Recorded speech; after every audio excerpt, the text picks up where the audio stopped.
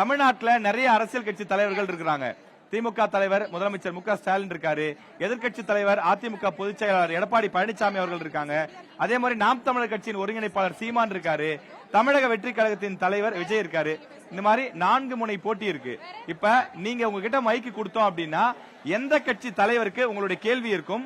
உங்களுடைய கேள்வி என்னவா இருக்கும்? அரசியலுக்கு வரக்கூடிய முதலமைச்சரா இருக்கட்டும், எதிர்கட்சி தலைவரா இருக்கட்டும், எல்லாத்துக்கும் இந்த அரசு கொடுக்கக்கூடிய இலவசமான பொருட்கள்லாம் இருக்கு இல்லையா, அது வர வர நிறைய பேருக்கு தரம் குறைவா இருக்கு, மக்களுக்கு சரியா அது போய் சேரல அப்படிங்கிற ஒரு இது இருக்கு.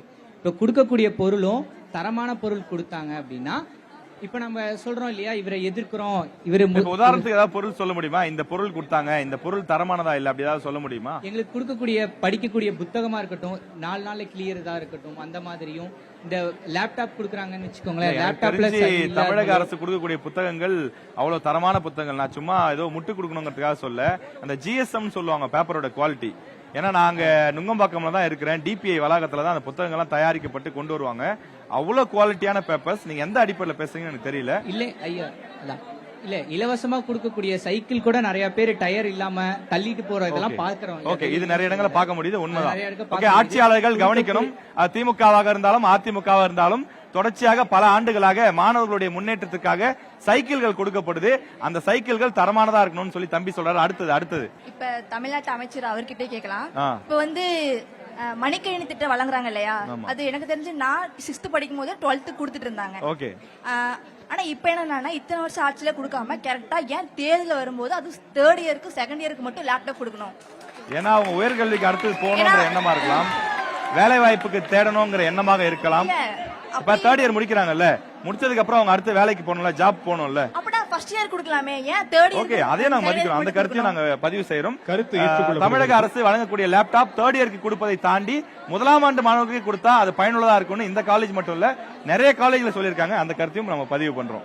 நான் 2 பேர்த்துக்கிட்ட கேள்வி கேட்கலான்னு எழுதுறேன். ஒன்னு என்டிகே தலைவர் அண்ணன் சீமானும் டிவிகே தலைவர் விஜய் கிட்ட கேட்கலான்னு இருக்கேன். ஓகே, விஜய் கிட்ட என்னன்னா, நீங்க லாஸ்ட் 5 மினிட்ஸ் பிஜேபி பத்தி எடுத்து பேசவே மாட்டீங்க, சைலண்டா இருக்கின்றாங்க.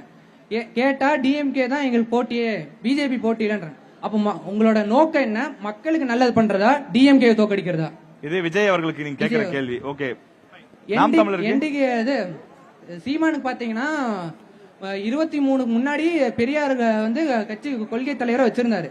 அதுக்கப்புறம் ஏன் அவரோட கொள்கை தலைவரா மாத்தினாரு? பெரியார எதிர்த்து பேச ஆரம்பிச்சாரு. அதான் 1969ல இருந்து டிஎம்கே ஆட்சி அமைச்சாங்க. டிஎம்கே கிட்ட 67 அறிஞர் அண்ணா ஆட்சி அமைச்சாங்க. 67ல இருந்து இப்ப 2026 வரைக்கும் வந்துருச்சு. இப்ப நம்ம உலகிலேயே இந்திய அரசியலமைப்பு தான் மிகப்பெரிய நீண்ட அரசியலமைப்பு அப்படின்னு சொல்றாங்க மத்த நாடோட கம்பேர் பண்ணும் போதும். அப்ப ஏன் 67 ஆரம்பிச்ச ஒரு ஆட்சி அமைப்பு 2026 வரைக்கும் இந்த 2 திராவிட கட்சிகள் மட்டுமே மாத்தி ஆட்சி அமைக்கிறாங்க. எந்த பெண்களான வன்முறை அபியூஸ் அப்படிங்கறது அதிகரிச்சுட்டே தான் இருக்கு. அதுக்கான சட்டங்கள் ஏன் இன்னும் ரொம்ப ஸ்ட்ராங்கா இது பண்ணல அப்படிங்கறது என்னோட கேள்வி. மத்த கண்ட்ரில எல்லாம் ஒரு அபியூஸ் அப்படிங்கிற போது தூக்கு தண்டனை அப்படிங்கிறது வரைக்கும் வருது. நம்ம நாட்டுல ஏன் அந்த மாதிரி எந்த ஒரு கடுமையான சட்டங்கள் ஏன் இன்னும் நிறைவேற்றாம இருக்காங்க?